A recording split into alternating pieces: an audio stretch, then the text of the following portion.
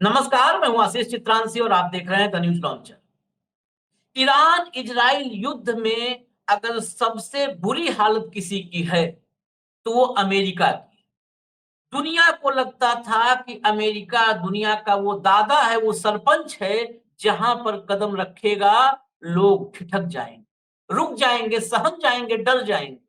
लेकिन ईरान और इजराइल के युद्ध में अमेरिका एक्सपोज हो गया, अमेरिका का डिफेंस एक्सपोज हो गया, अमेरिका का हाई एंड टेक्नोलॉजी अमेरिका की थी वो एक्सपोज हो गई।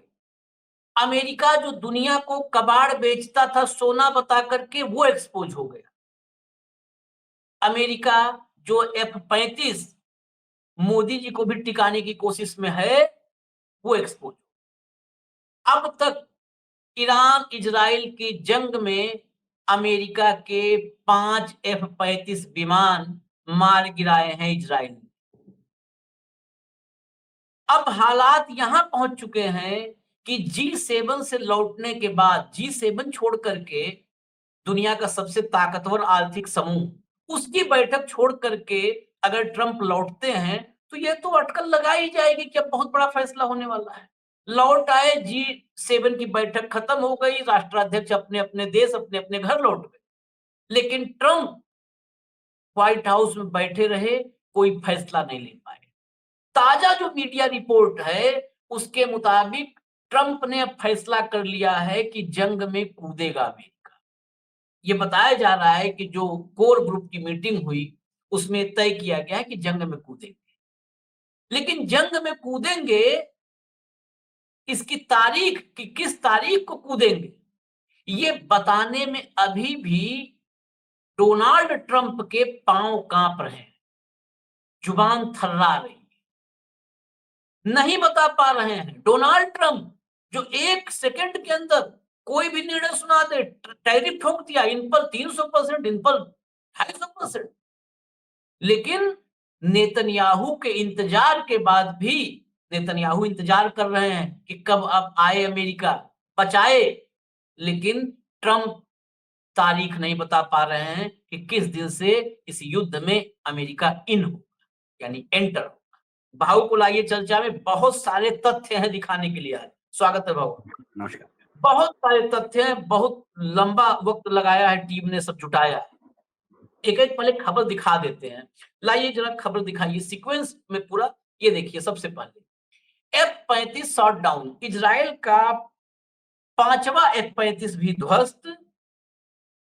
ईरान के दावे से टेंशन में अमेरिका, खतरे में लड़ाकू विमान की बादशाहत। सब कुछ इसी हेडलाइन में, सब कुछ है, सारा भाव है। लेकिन अंदर जानना जरूरी है। ईरान ने दावा किया है कि उसने इजराइल के 5वें F-35, दिखाइए स्क्रीन पर, 5वें F-35 लड़ाकू विमान को मार गिराया है। ये दावा वरामिन काउंटी के प्रमुख ने बुधवार को किया। उन्होंने IRNA समाचार एजेंसी से कहा कि ईरान के एयर डिफेंस फोर्सेज ने तेहरान प्रांत के वरामिन शहर के ऊपर एक इजरायली F-35 लड़ाकू विमान को मार गिराया।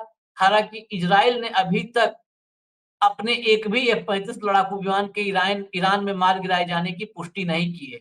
अगर ईरान का दावा सच साबित होता है तो ये अमेरिका के लिए बड़ा झटका होगा, जो F-35 को दुनिया का सर्वश्रेष्ठ लड़ाकू विमान बताता है। F-35 अगर आगे अभी 35 पर है तो F-35 पर थोड़ा सा और डिटेल में जाना होगा।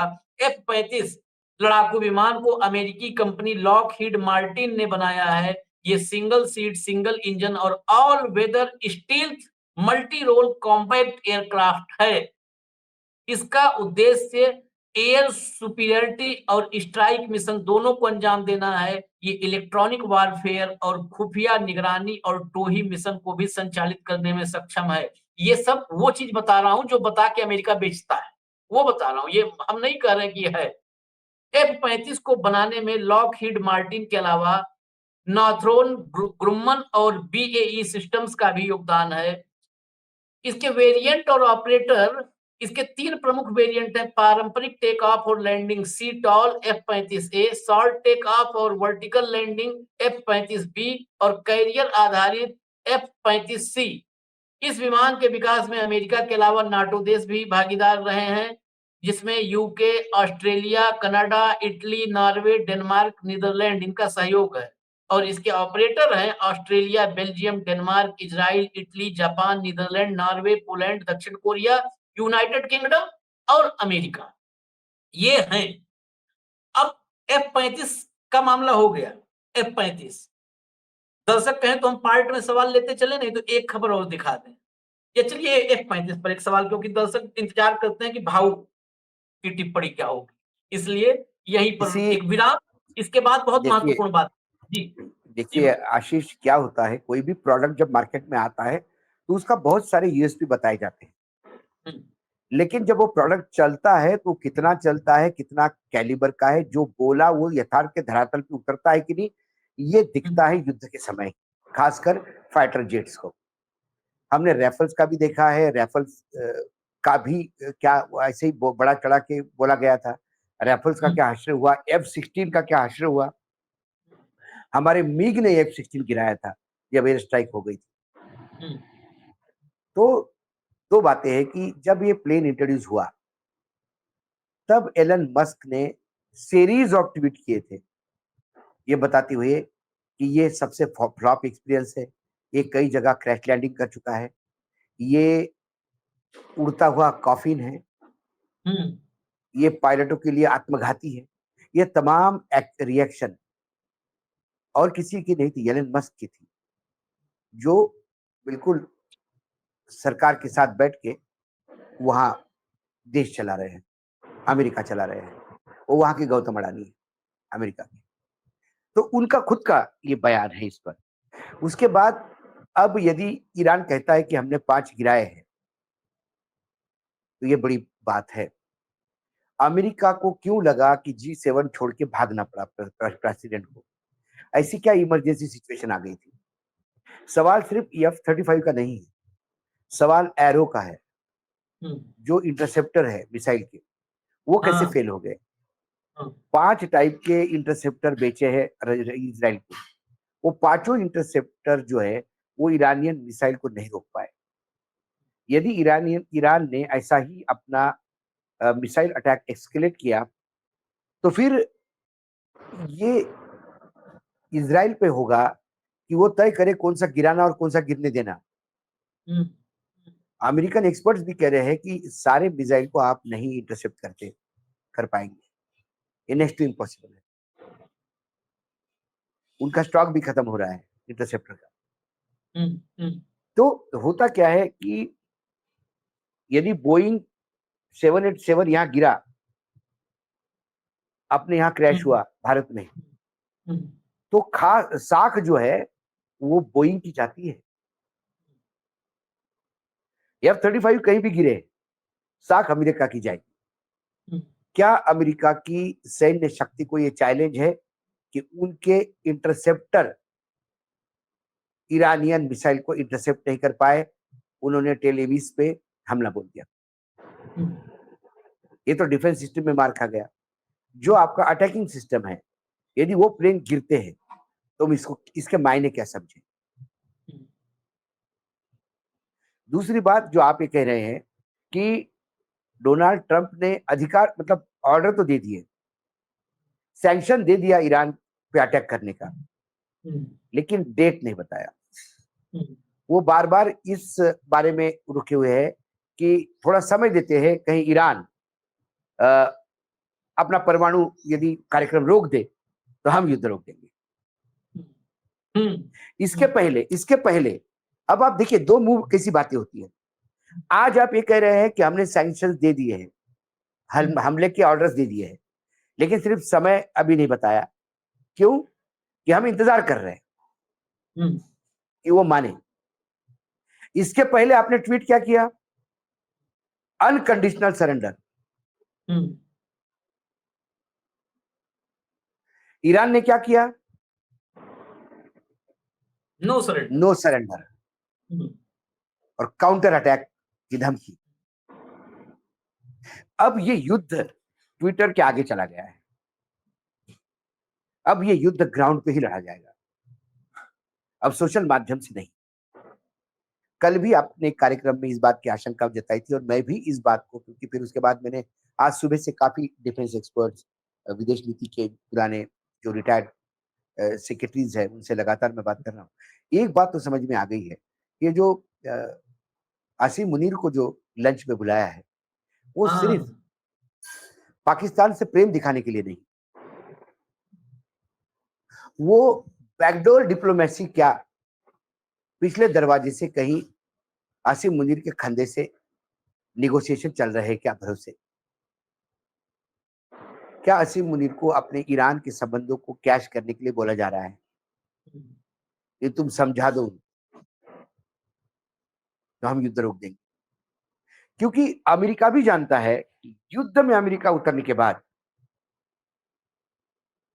बाकी जो मित्र देश है ईरान के, वो भी उसी ताकत से उतरेंगे और ये एक विश्व युद्ध का रूप ले लेगा। अभी तो आपने 22 प्लेन भेजे, फाइटर जेट भेजे और ये बोल के भेजे कि भाई हमारे 40,000 सैनिक अलग अलग बेस पे है उनका सुरक्षा के लिए। आपने आपका जो एयरक्राफ्ट कैरियर है वो चीनी समुद्र से लेकर इस क्षेत्र में आप बुला लिया है सिर्फ इसी के लिए कि भाई हमारे बेस को सपोर्ट चाहिए।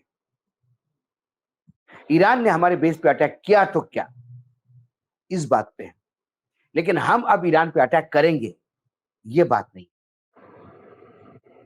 अब अधिकार दे दिए है अटैक के, लेकिन कब करेंगे ये पता नहीं। अटैक का समय तो प्रेसिडेंट को ही तय करना होगा, लेकिन ये सिर्फ बाहरी प्रेशर जो हमारे यहाँ के एक्सपर्ट, हमारे यहाँ के विश्लेषक ये बता पा रहे हैं, अमेरिका में भी ट्रम्प के ही कार्यालय में दो फाड़ हुए हैं इस बात को लेकर। हाँ एक का ट्रम्प के कहना है कि इजराइल जबरदस्ती हमको तवे पे डाल के हमको उतार रहा है इसमें। ये इजराइल की लड़ाई है, इजराइल लड़े, हमें मिडिल ईस्ट में कोई वॉर शुरू करने की कोई जरूरत नहीं है। और एक कह रहा है कि उन्होंने यदि परमाणु हथियार बना ले तो ये अमेरिका के लिए भी घातक होगा। तो ये एक डर है। तो ये दो धाराएं वहां पे भी चल रही, वहां पे भी डिवाइड है, उनके पार्टी में खुद डिवाइड है, उनके समर्थकों के बीच में डिवाइड है, दो इस गुटों में बटे हैं। इस डिवीजन के बीच में दो तीन बातें और हैं। एक अमेरिका जो हमें लग रहा है, अभी मैं पूरी खबर दिखाऊंगा, इसमें कंट्राडिक्शन बहुत सारे सामने आएंगे, वो कंट्राडिक्शन आप क्लियर कीजिएगा। इसमें पुतिन से ट्रंप की बात हुई फोन पे, और ये जानकारी ट्रंप ने खुद दी है। ट्रंप का बड़बोलापन, हमने कहा ना कि मोदी वाला छोड़ के सब मोदी वाला दिए तो कैमरे पे दिए। ट्रंप ने जानकारी दी कि पुतिन से मेरी फोन पे बात हुई, पुतिन ने कहा कि ईरान इजराइल के मामले पे मैं मध्यस्थता कर देता हूँ, रुकवाता हूँ। तो मैंने पुतिन से कहा कि पहले तुम अपना मामला सुलझाओ, फालतू के इस मामले में मत पड़ो, तुम्हारा अपना मामला सुलझा नहीं है, इसमें टांग अड़ा रहे हो, अपना मामला सुलझाओ। ये बताता है कि अमेरिका, ये ट्रंप अपने, कई बार होता है ना, जो आदमी जिसको ये लगता है कि वही सबसे बुद्धिमान है, वो कौवा होता है, और कौवा क्या करता है सबको पता है, वो घूम घूम के गंध खोजता है, वो अपने आप को एक्सपोज करता है। तो ट्रंप कौवा की स्थिति में है। वो ये बोल करके ये बता दिए कि वो चाहते हैं युद्ध रुके, आसिम मुनीर के जरिए रुके, ताकि उनकी इज्जत बची रहे। अगर पुतिन ने रोक दिया तो अमेरिका मुंह क्या दिखाएगा, ट्रंप वो मुंह क्या दिखाएंगे जिस मुंह से हमेशा उल जलूल बकते हैं, वो मुंह दिखाएंगे कैसे? ये कई क्योंकि चीजें हैं। कल मुनीर के वजह से यदि ये शांति स्थापित हो गई तो मुनीर तो पहले ही शांति पुरस्कार मांग चुका है नोबेल का। मांग चुका है उसके ट्रम्प साहब के लिए। वो तो खुद कहेगा कि ये ट्रम्प जी की आइडिया थी, ट्रम्प ने ही मुझे कहा और मैंने ट्रम्प जी के कहने पे कहा, ट्रम्प का संदेश वाहक था। उसको तो ये कहने में बड़ी खुशी होगी।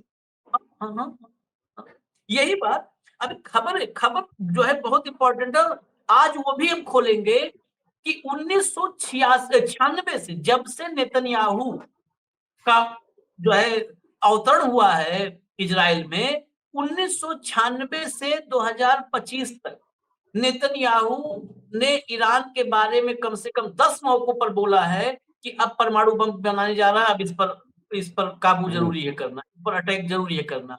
1996 से तो अब कैसे माना जाए कि भाई अब वो बनाने वाला है? 96 में भी यही कह के उस पर बम गिराओगे, 2012 में भी यही कह के गिराओगे, 15 में भी, 22 में भी, 25 में भी। परमाणु बम न हुआ, वो उलट फूल हो गया। अब मैं नहीं, खबर पे अमेरिका की ही रिपोर्ट है जो कहती हाँ, है कि कम से कम 3 साल लगेंगे इनको बनाने में। 3 साल लगेंगे। और ये पश्चिम देशों का झूठ तो एक्सपोज हो चुका है। जब इराक में सद्दाम हुसैन को इराक क्या करके मारा कि केमिकल बम बना रहा है और बायोलॉजिकल, हाँ, केमिकल वेपन्स और बायोलॉजिकल वेपन्स। टोनी ब्लेयर ने, ब्रिटेन के प्रधानमंत्री ने माफी मांगी थी कि गलत थे। लेकिन खबर पर आते हैं, खबर पर, इस खबर से बहुत चीजें खुलेंगी। लाइए जरा, आखिरकार ईरान के खिलाफ जंग में कूदने जा रहा अमेरिका, ट्रंप ने अटैक प्लान को दी मंजूरी। अब ये अटैक प्लान को तो मंजूरी दे दी है, चला दीजिए खबर को दौरान। अटैक प्लान को मंजूरी दे दी, लेकिन जिन ग्रुप्स ने उन्हें राष्ट्रपति बनने में मदद की, जिन ग्रुप्स ने ट्रंप को राष्ट्रपति बनने में मदद की, वे नहीं चाहते हैं, इसके अंदर की खबर लाइए फटाफट, वो नहीं चाहते हैं कि देश को मिडिल ईस्ट की एक नई जंग में ढकेला जाए। राइटर्स के मुताबिक, ये खबरें देखिए ऑथेंटिक वहां से सोर्सेस से हैं। राइटर्स के मुताबिक ट्रंप को सत्ता में लाने वाले समर्थकों के बीच विभाजन पैदा हो गया है। उनके कुछ समर्थकों ने उनसे देश को मिडिल ईस्ट के नए युद्ध में शामिल न करने की अपील की है। रिपोर्ट में कहा गया है कि डोनाल्ड ट्रंप के कुछ सबसे प्रमुख रिपब्लिकन सपोर्टर्स में शामिल शीर्ष लेफ्टिनेंट स्टीव बैनन ईरान पर हमले के विरोध में हैं। ये पब्लिक की बात नहीं हो रही है, कल सर्वे हमने बताया था पब्लिक के बारे में। ये टॉप का लेफ्टिनेंट स्टीव बैनन ईरान पर हमले के विरोध में है। वे नहीं चाहते कि देश को मिडिल ईस्ट की नई जंग में शामिल किया जाए। रिपोर्ट के मुताबिक वे ट्रंप के देश को आइसोलेट करने वाली नीतियों के समर्थक हैं।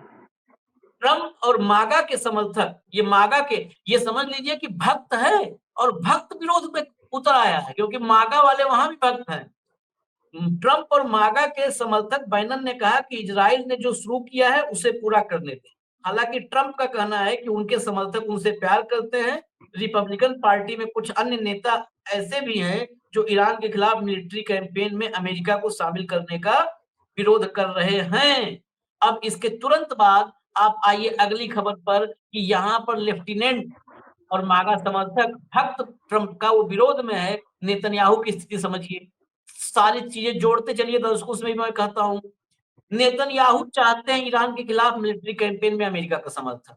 इजरायली प्रधानमंत्री बेंजामिन नेतन्याहू चाहते हैं कि ट्रंप अमेरिका को ईरान के खिलाफ मिलिट्री कैंपेन में शामिल करे और उसके संभावित अंडरग्राउंड हथियार बनाने वाले न्यूक्लियर प्रोग्राम खत्म कर दे।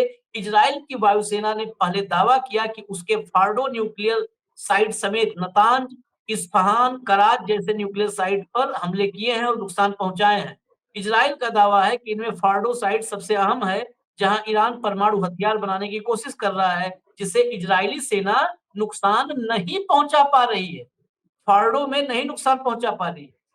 ट्रंप अगर हमले का अंतिम आदेश देते हैं तो संभव है कि अमेरिकी वायुसेना ईरान के अंडरग्राउंड फार्डो न्यूक्लियर प्लांट पर B2 बॉम्बर से बंकर बस्टर गिरा सकती है, जिससे नेतन्याहू को उम्मीद है कि प्लांट को तबाह किया जा सकता है। जो बंकर बस्टर B2 बॉम्बर है, इसका पेलोड 30,000 पाउंड है, जिससे अंडरग्राउंड फैसिलिटीज को तबाह किया जा सकता है। अभी फिर रुकेंगे थोड़ा सा 2 मिनट और भाऊ। अगला लाइए, इसमें क्या-क्या खबरें, ये खबरें इसलिए दिखा रहे हैं क्योंकि खबरों में बिटवीन द लाइन न्यूज़ होती है, जो आपको नहीं दिखाया जाता है। कोई नहीं जानता मैं क्या करूँगा। अब ट्रंप के अलग-अलग बयानों के निहितार्थ समझना है, इसलिए दिखा रहा हूँ। कोई नहीं जानता मैं क्या करूँगा। अब बातचीत का समय निकल चुका है। ट्रंप के बयान से मचा हड़कंप। अब बस सुनिएगा, बातचीत का समय निकल चुका है। जब निकल चुका है तो अभी आपको दिखाते हैं कि नहीं निकला है। इंतजार ये आदमी कर रहा है कि कोई बातचीत कर ले और ऊपर कहता है बातचीत का समय निकल चुका है। अमेरिकी राष्ट्रपति डोनाल्ड ट्रंप एक बार फिर इजराइल ईरान संघर्ष को लेकर के बड़ा बयान दिए हैं। ट्रंप का दावा है कि ईरान बातचीत के लिए व्हाइट हाउस आने को तैयार था। ये याद रखिएगा लाइन, तैयार था, लेकिन उन्होंने प्रस्ताव ठुकरा दिया है। ट्रंप ने कहा कि अब बातचीत का समय बीत चुका है। उन्होंने कहा कि आज की स्थिति और 1 हफ्ते पहले की स्थिति में काफी फर्क आ चुका है। अब किसी को नहीं पता कि मेरा अगला कदम क्या होगा, क्योंकि मेरा धैर्य खत्म हो गया है। ईरान की ओर से व्हाइट हाउस आने का सुझाव भी दिया गया था। एक साहसिक कदम था, लेकिन उनके लिए ऐसा करना आसान नहीं होता। अब आप समझ लिए कि बिल्कुल भी धैर्य जवाब दे दिया है, अब ये कुछ भी कर सकते हैं, बातचीत का वक़्त गुज़र चुका है। लेकिन अब अगली हेडलाइन देखिए, अगली लाइए। ईरान इजराइल जंग में इस दिन होगी अमेरिका की एंट्री, प्लान को ट्रंप की मंजूरी, जल्द लेंगे फाइनल कॉल। अब हेडलाइन पर मत जाइए, भीतर की खबर पर आइए। इजराइल ईरान हमले ईरान इजराइल हमले में अब अमेरिका की एंट्री की पूरी संभावना नजर आ रही है। ईरान के परमाणु कार्यक्रम को रोकने के लिए यूएस पूरी ताकत लगा रहा है। ट्रंप ने इस बीच ईरान पर अटैक करने की मंजूरी दे दी है। हालांकि अभी तक हमला करने के लिए ट्रंप ने फाइनल कॉल नहीं दिया है, लेकिन अधिकारियों के मुताबिक अटैक की तैयारी की जा रही है। अमेरिकी अधिकारी इस हफ्ते के अंत में ईरान पर हमले की तैयारी कर रहे हैं।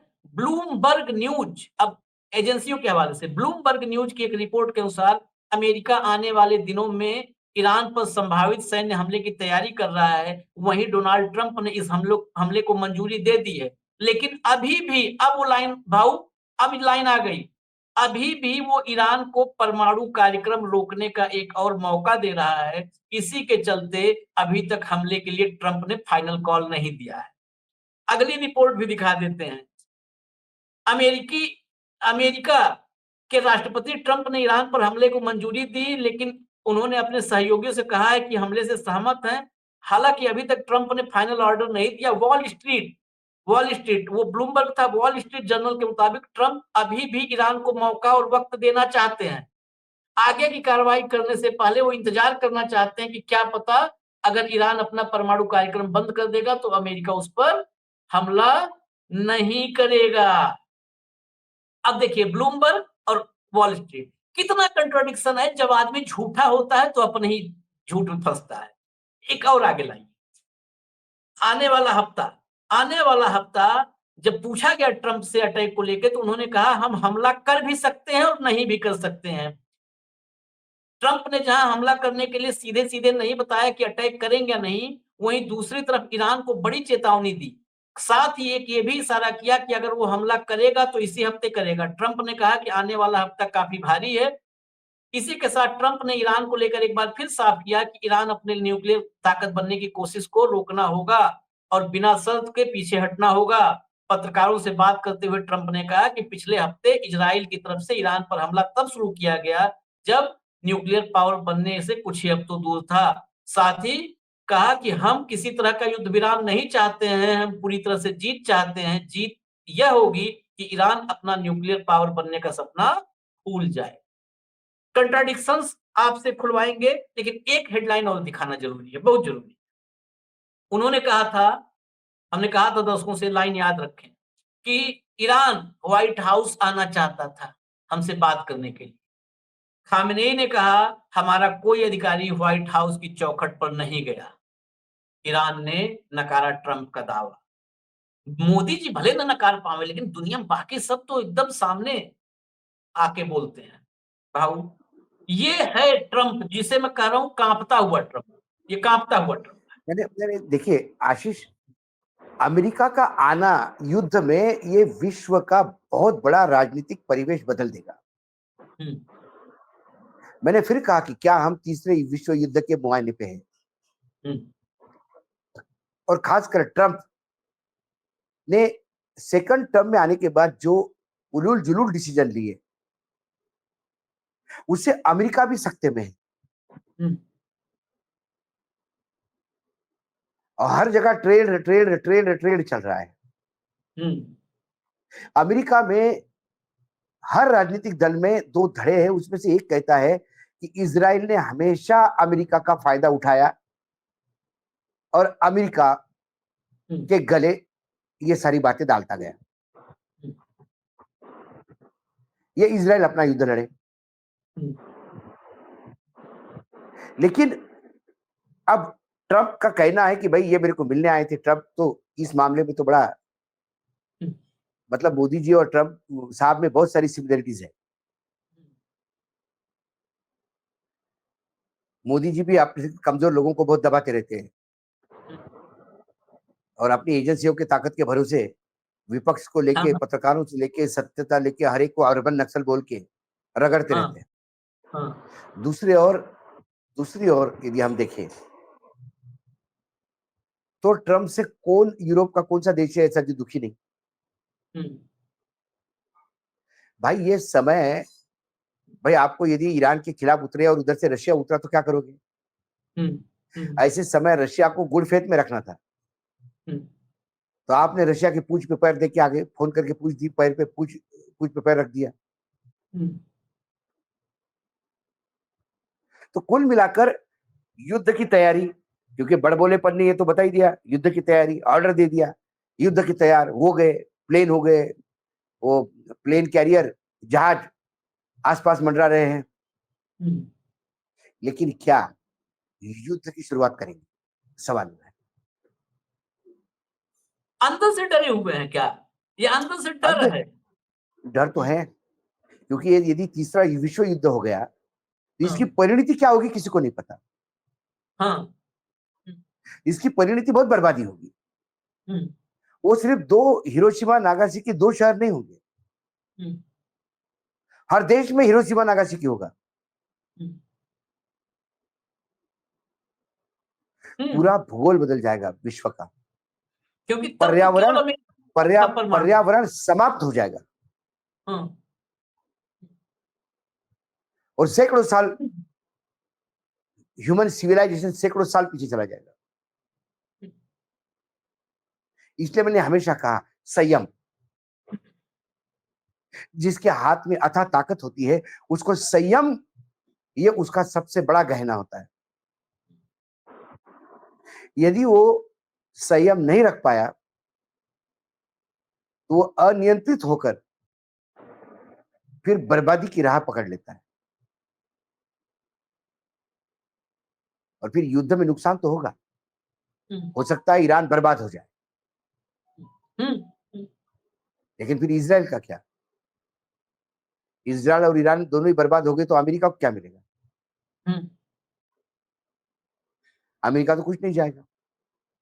लेकिन ये विश्व युद्ध का यदि शेप लेता है तो फिर अमेरिका की सुरक्षा के लिए क्या व्यवस्था, कौन सा डोम काम करेंगे? क्योंकि आपके जो इंटरसेप्टर मिसाइल है, सुरक्षा प्रणाली, वो तो यहीं फेल हो गई। और आपने लेटेस्ट प्रणाली उसको दी थी, इजराइल को दी थी। इसलिए ये वही है, देख सुन, बस 10 गिन रहा हूं, देख एक हो गया, देख अब 9 बचे हैं, सुन मेरी बात सुन, अभी भी सुन, ये मामला चल रहा है। फिर से 1 से गिन लेता हूँ। हाँ। फिर से 1 से गिन लेता हूँ। ये नहीं है 9 तक पहुंचने के बाद, अच्छा सुनो एक बार और मौका देते हैं, फिर से 1 से गिन लेते हैं। लेकिन इसमें एक चीज जो गंभीर विषय है, 45 में जब सेकेंड वर्ल्ड वॉर था तो अकेला परमाणु शक्ति संपन्न देश था अमेरिका, और सिर्फ मामला ईरान और इजराइल की बर्बादी तक नहीं है, अमेरिका कैसे छूता रह जाएगा बर्बादी से? आज की तारीख में अमेरिका है, रूस है, फ्रांस है, ब्रिटेन है, उत्तर कोरिया है, भारत है, पाकिस्तान है, चीन है। आशीष, आपने ध्यान से सुना होगा तो मैंने कहा फिर सिर्फ हिरोशिमा नागासाकी नहीं होंगे, हर देश में हिरोशिमा नागासाकी होगा।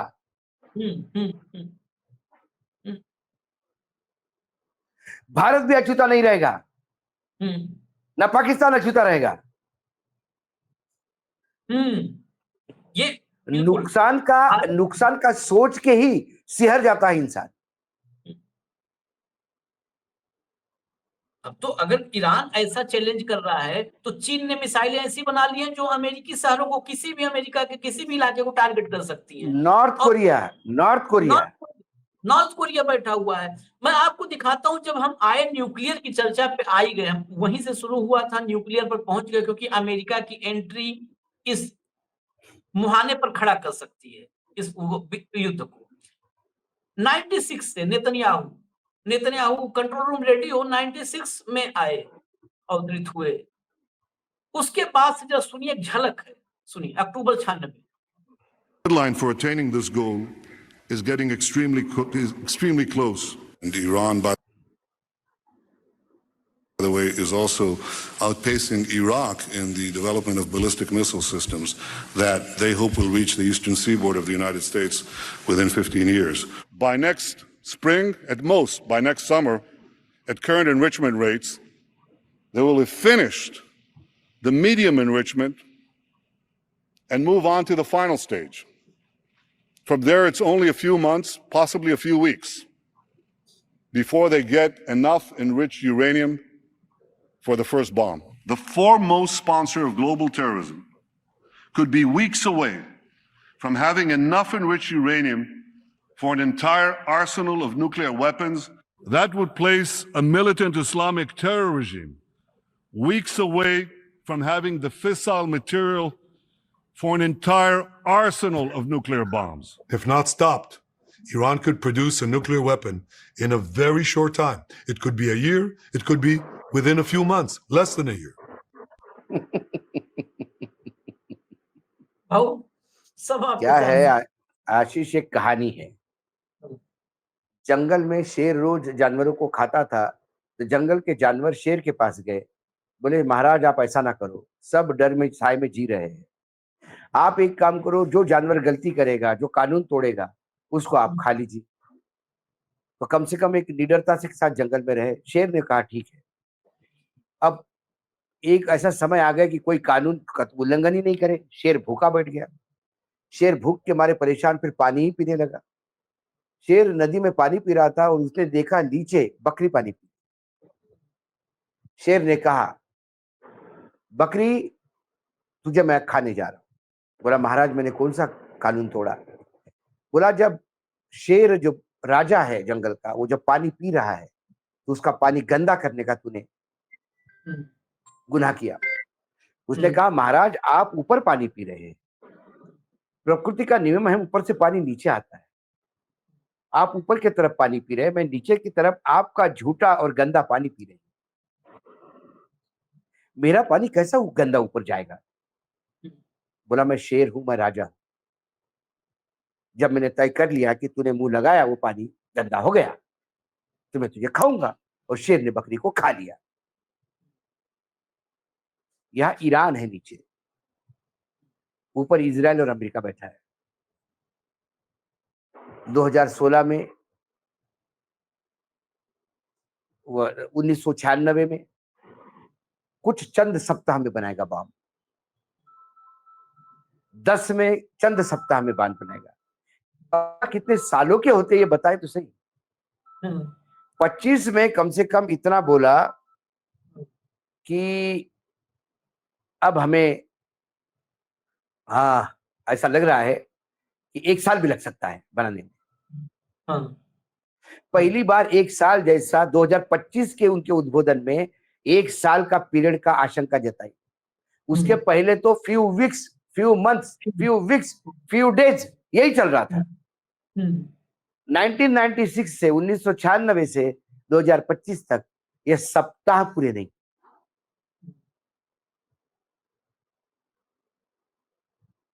क्योंकि आपको अमेरिका को ईरान में वो सरकार चाहिए जो अमेरिका के इशारे पे चले।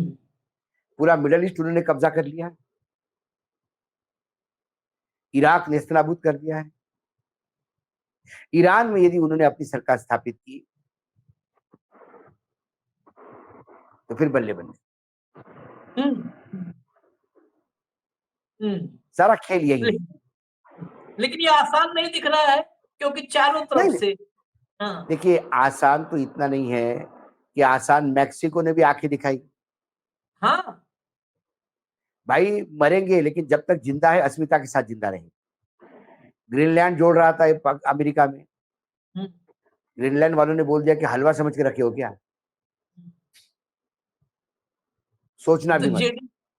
जेडी वेंस गए और भाव ही नहीं दिया, कोई आए नहीं, आए और लौट आए, 2 दिन के लिए गए थे, 1 ही दिन में लौट आए, फिर खुद ही जाकर के घूम टहल के अपने सैन्य ठिकाने पे बेस पर गए और लौट आए। खैर ये आसान बिल्कुल नहीं है, और आसान तो छोड़ दीजिए, ये मामला कहीं उल्टा न पड़ जाए, क्योंकि इंटरसेप्टर, एरो इंटरसेप्टर जो भाव ने कहा वो खत्म हो रहे हैं। यानी इजराइल का जो एयर डिफेंस सिस्टम है, वो एयर डिफेंस सिस्टम जो स्टॉक है, स्टॉक को अगर आज की तारीख में देखा जाए, ये अमेरिकी एक्सपर्ट्स की रिपोर्ट है, ये हमारी रिपोर्ट नहीं है। बहुत लोग लिख देते हैं नीचे, अच्छा तुम ही तो गए थे चेक करने, वो जो आंख बंद किए वो मोदी जी के व्हाट्सएप यूनिवर्सिटी से पढ़े हैं, वो कुछ भी आते हैं। तो ये अमेरिकी एक्सपर्ट्स की रिपोर्ट है कि स्टॉक अब जो है वो 10 से 12 दिन का स्टॉक है। 10-12 दिन अगर युद्ध इसी पैमाने पर चला, ईरान का यही पेनिट्रेशन रहा और फ्लो रहा मिसाइलों का, तो 10-12 दिन बाद एयर डिफेंस सिस्टम ध्वस्त हो सकता है, ढह सकता है इजराइल का। और एयर डिफेंस सिस्टम ढह गया तो इजराइल 16,000 वर्ग किलोमीटर का देश क्या करेगा आप सोचिए, कितना वक्त ठहर पाएगा, क्योंकि वो ऐसा भी नहीं है कि बहुत विशाल देश है कि कोने कोने तक जाना है। वो तो 4 तरफ स्ट्राइक में देश के अस्तित्व पर खतरा आ जाएगा, ये मसला है। अमेरिका हाथ डालने से बार बार डर रहा है, तारीख नहीं बोल रहा है, क्योंकि उसके हाथ डालते ही दो टुकड़ों में दुनिया बंट सकती है। रूस, चाइना, उत्तर कोरिया सब एक तरफ खड़े हो सकते हैं। मामला फंसा हुआ है और इतना फंसा है कि जिसको हम लोग देसिम कहते हैं कि बयाना उल्टा हो गया, तो बयाना लगता है उल्टा हो गया। हमें इजाजत दीजिए, लेकिन अपडेट्स जो भी होगी, मिडिल ईस्ट, ईरान, इजराइल वार की जो भी अपडेट होगी हम लेकर के आप तक आएंगे। धन्यवाद बाबू, बहुत बहुत धन्यवाद। नमस्कार। नमस्कार।